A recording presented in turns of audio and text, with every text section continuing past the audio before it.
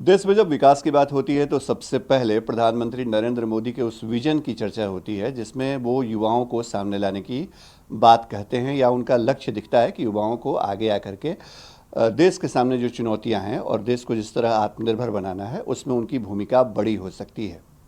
BJP के युवा नेता ऋतुराज सिन्हा हमारे साथ हैं। आइए उनसे कुछ ऐसे ही सवालों पर बातचीत करेंगे कि आखिर प्रधानमंत्री का जो विजन है युवाओं को लेकर के वो बिहार में कहाँ पाते हैं उसको। ऋतुराज जी, प्रधानमंत्री युवाओं की बात करते हैं, आत्मनिर्भर भारत की जब बात करते हैं तो उसमें युवाओं की भूमिका बड़ी दिखती है।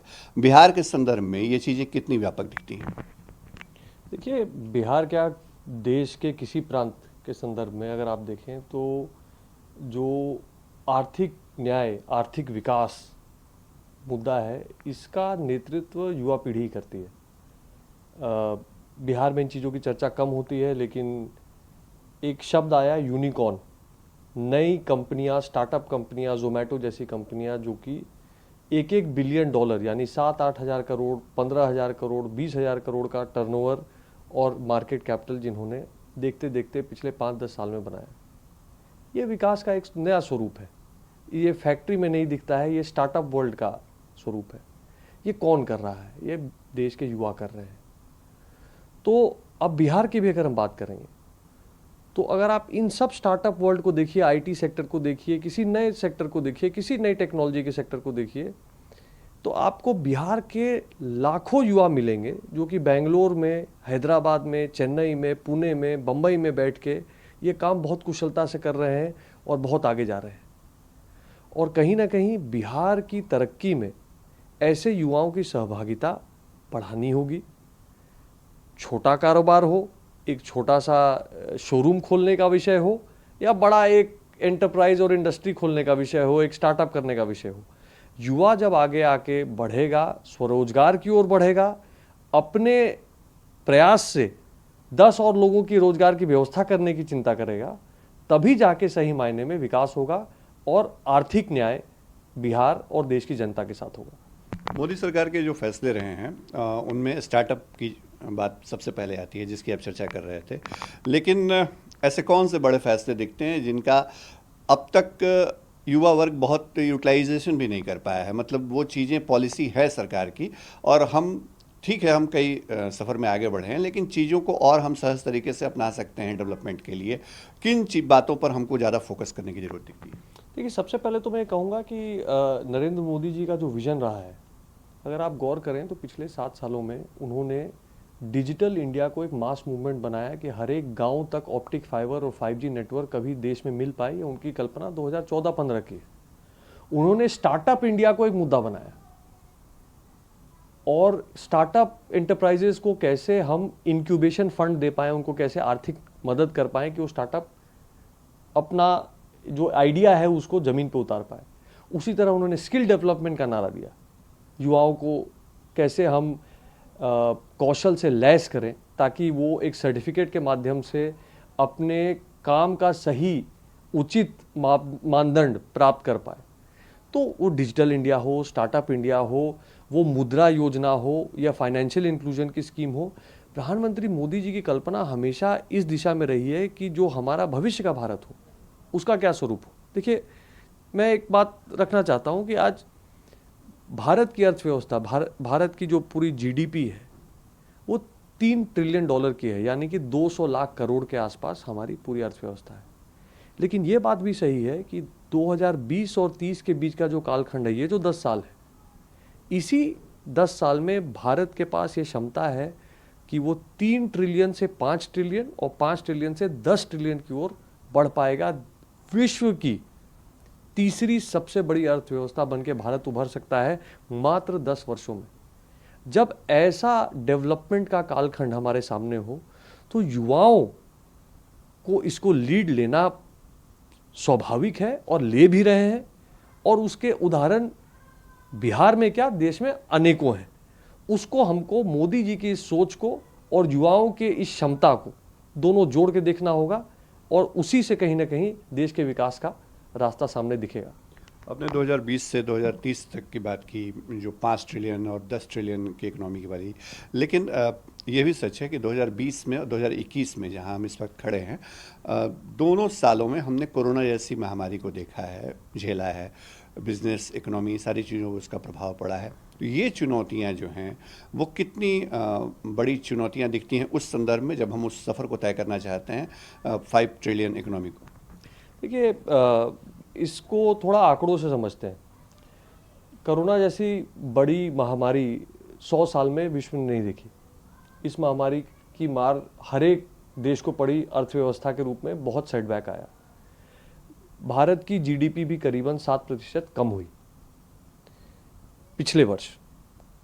पर अगर आप इस वित्तीय वर्ष को देखेंगे तो world bank, IMF, reserve bank सबका मानना है कि भारत 10% के आसपास जीडीपी ग्रोथ 2021-22 में रजिस्टर करेगा।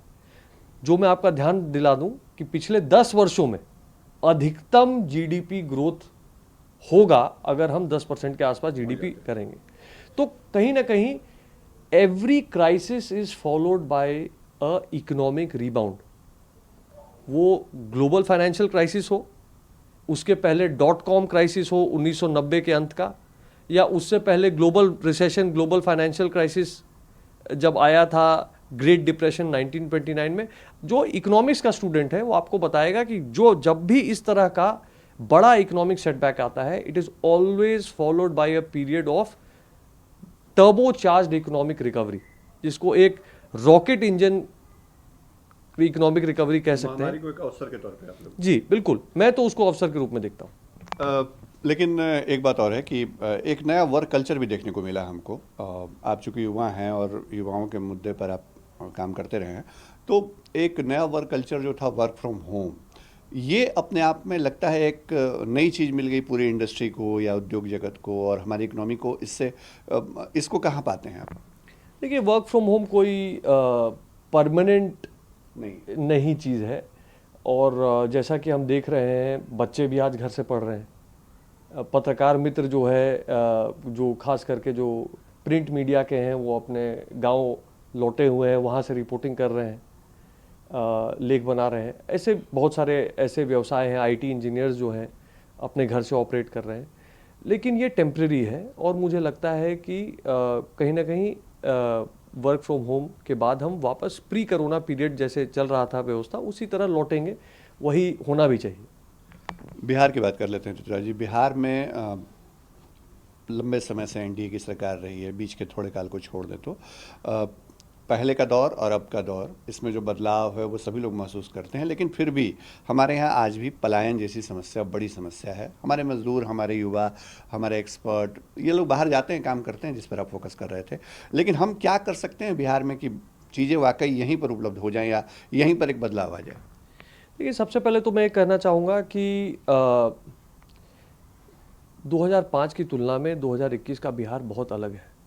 और मैं सिर्फ बेसिक लॉ एंड ऑर्डर की बात नहीं कर रहा हूँ। मैं बिहार की इकोनॉमी को अगर आप देखेंगे तो बिहार की इकोनॉमी इंडिया की one of fastest growing economy है। अन्य राज्यों की तुलना में एक तेज गति से बढ़ने वाली इकोनॉमी है। हमारे पास पिछले 15 वर्षों में नीतीश कुमार जी, एनडीए की सरकार ने, भारतीय जनता पार्टी की सहभागिता से एक अच्छा परिवर्तन बिहार को देखने को मिला है। लेकिन साथ में हमको इस चीज़ का भी पूरा आकलन होना चाहिए कि जो बीमारू राज्य की संज्ञा एक बार चली थी देश में 1990 के दशक में, एक बीमारू स्टेट्स का एक नॉमेनक्लेचर आया था, अगर उससे हम तुलना करें तो उत्तर प्रदेश ने पिछले 10 वर्षों में क्या उपलब्धि की है, मध्य प्रदेश किस तरह से डेवलप हुआ है, राजस्थान किस तरह से आगे बढ़ा है, और उसकी तुलना में क्या बिहार उतना कर पाया है, ये एक हमारे लिए सोचने का विषय है। मेरा मानना है कि बिहार के लिए सबसे बड़ा मुद्दा ये है, आंकड़ों की दृष्टि से देखें तो, कि देश में हमारी आबादी का अगर देखें तो 11 करोड़ आबादी 130 करोड़ में करीबन 9% है। और देश का जीडीपी 200 लाख करोड़ का है, उसमें हमारा जीडीपी मात्र 6 लाख करोड़ का है। तो जिस प्रदेश की आबादी देश में 9% कंट्रीब्यूट करती हो, वो प्रदेश देश की जीडीपी में सिर्फ 3% कंट्रीब्यूट कर रहा है, ये हमारे लिए एक चिंता का विषय होना चाहिए। और खास करके उसको इस तरह से भी जोड़ के देख सकते हैं कि देश में 25-26 करोड़ लोग बिलो पॉवर्टी लाइन अभी भी हैं, उसमें से 6.5 करोड़ लोग बिहार में रहते हैं। बिहार की जो आबादी है, उस आबादी में 52% लोग मल्टी डायमेंशनल पॉवर्टी से ग्रसित है। तो हमारा एक राज्य है जिसमें बहुत काम हुआ पिछले 15 सालों में, पर आने वाले 10-15 सालों में बहुत एक बड़ा काम करना पड़ेगा, ताकि बिहार सामाजिक न्याय का जो एजेंडा बिहार ने उठाया और उसमें बहुत हद तक प्रगति भी हुई, अब इस एजेंडे को हमको आर्थिक न्याय की ओर भी कहीं ना कहीं ले जाने के लिए सोचना पड़ेगा। पिछले विधानसभा चुनाव में हमने देखा कि बहुत सारे मुद्दों की चर्चा हुई, लेकिन अंत में ये मुद्दा कहीं ना कहीं जाकर के जो बेरोजगारी का मुद्दा है, एम्प्लॉयमेंट, ये मुद्दा एक बड़ा मुद्दा बना और आपकी पार्टी ने भी तय किया कि हम 20 लाख रोजगार देंगे।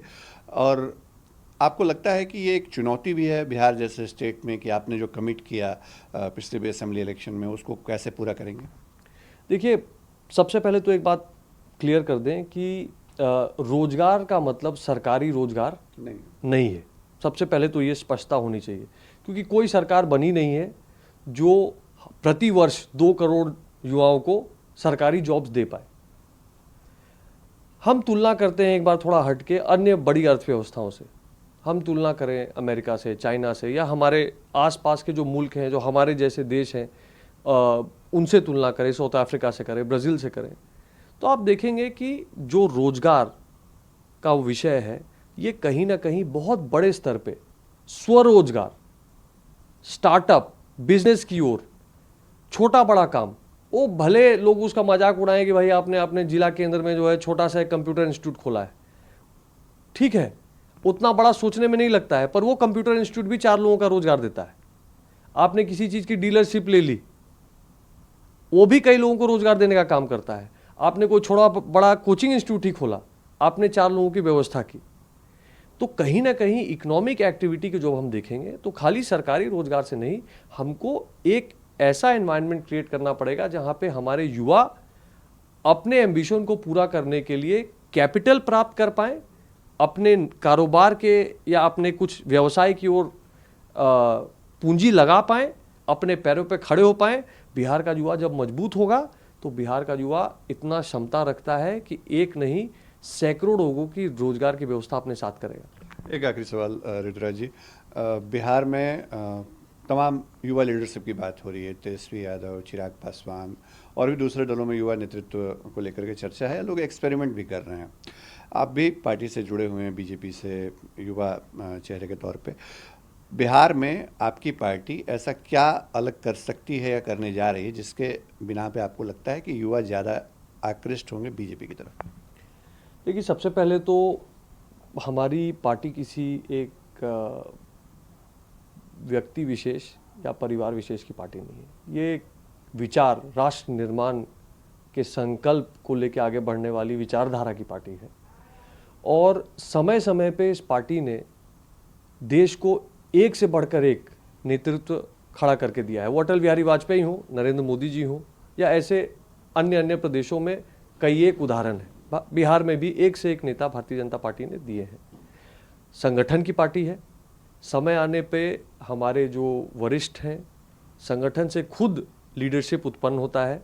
यहाँ पे किसी जाति विशेष से लीडरशिप उत्पन्न होना या किसी परिवार विशेष से लीडरशिप उत्पन्न होना वो प्रथा नहीं। तो जैसा कि हमारे अमित शाह जी ने कई बार कहा है कि भारतीय जनता पार्टी का अगला अध्यक्ष कौन होगा ये किसी को नहीं पता होता। भारतीय जनता पार्टी के आगे चल के नेता कौन होंगे ये समय और परिस्थितियां तय करेंगी, पर जो भी होगा वो राष्ट्र निर्माण के एजेंडे से जुड़ा हुआ खांटी कार्यकर्ता ही होगा, इतना निश्चित है। तो भारतीय जनता पार्टी की लीडरशिप का जहां तक क्वेश्चन है, आज भी हमारा नेतृत्व बहुत सशक्त है और आने वाली पीढ़ियों से भी जो नेतृत्व निकलेगा वो भी काबिल निकलेगा, ऐसा हमें पूरा विश्वास है, क्योंकि संगठन में वो क्षमता है। अपने फर्स्ट बिहार से बातचीत की बहुत शुक्रिया आपका। ऋतुराज सिन्हा हमारे साथ थे और जैसा कि इनका कहना है कि बीजेपी ने जो नई सोच नेतृत्व ने जो नई सोच बनाई है उस सोच में सीधे सीधे युवाओं के ऊपर सबसे ज़्यादा फोकस किया गया है। प्रधानमंत्री नरेंद्र मोदी का विजन युवाओं को लक्ष्य करके सरकार ही नहीं देश को आत्मनिर्भर बनाने की दिशा में आगे बढ़ रहा है। तमाम ऐसे मुद्दों पर इनसे हमने बातचीत की। फर्स्ट बिहार झारखंड में हमारे सहयोगी कैमरा पर्सन शेखर घोष के साथ शशिभूषण, पटना।